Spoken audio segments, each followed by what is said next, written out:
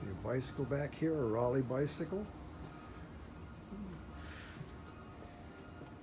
It has an engine in the rear wheel. It's in a drum, the engine, the tank, everything is all one. It was made in 1953, excluding the bicycle. The idea was you bought the rear wheel and all the components, put it on your bicycle, and away you would go. All these things, as I said in previous video, they were all developed after World War II because money was scarce and so was fuel. Very high price. We'll go back to this little bicycle. There's a bicycle left in one of my friend's garages and he said take it, so I took this little engine. It's a Barini. It's made in the early 50s. This was made in Holland. It drives the front wheel, and we'll talk about that when I make a statement that may get your attention. That little engine, as well as the DKW, the Cycle Master, those two were designed by 3 engineers at DKW, and at that time DKW was on the other side of the Iron Curtain. DKW in the 40s, 50s, they had some of the fastest Grand Prix racing two-strokes in the world. They also made a 3-cylinder car that they had over here in the early 50s.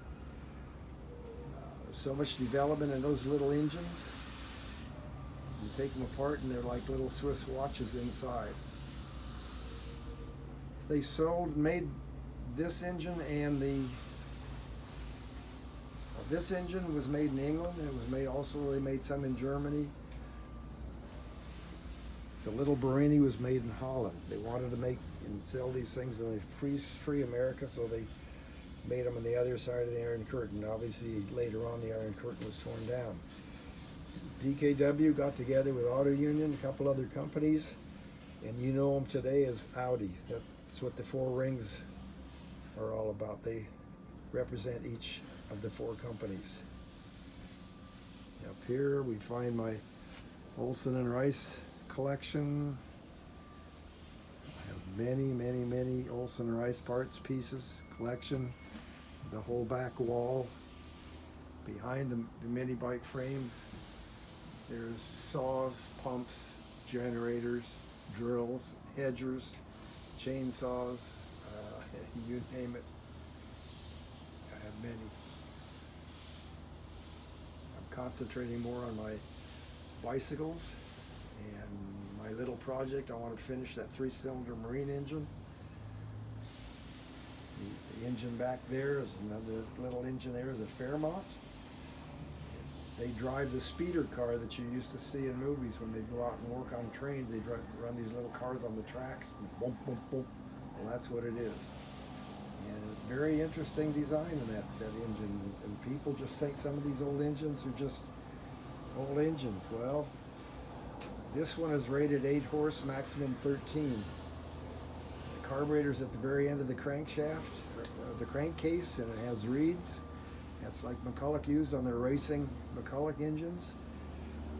The transfer passage, which I'll get the engine out another time, but it's right in between the flywheels.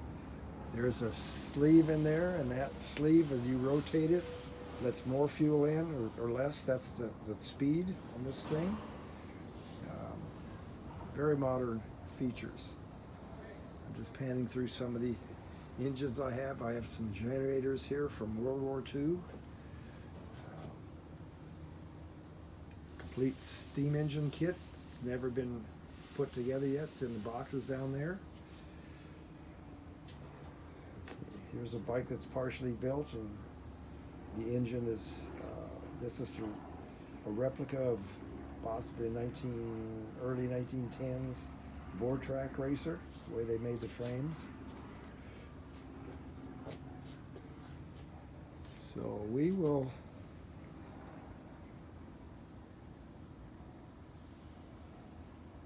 continue to just see this. This is an early Indian boy racer. It was given to my daughter when she was 6 years old. She is now 52, so we've had it in the family for quite some time. We're going to restore it back to original. It's 50cc Minarelli engine, and it's a 2-speed automatic. Quite a nice little machine. That's it for now. I will single out some of these engines and bikes, and I will chat a lot more on them.